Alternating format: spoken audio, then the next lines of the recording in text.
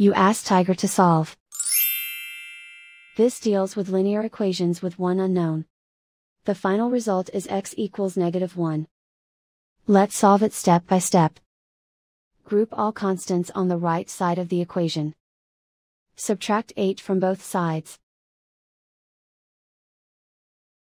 Group like terms. Simplify the arithmetic.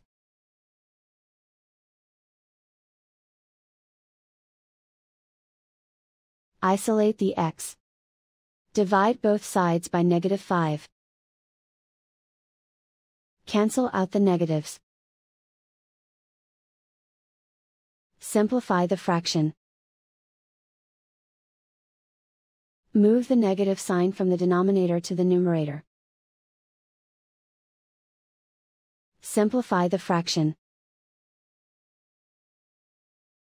And so the final result is x equals -1.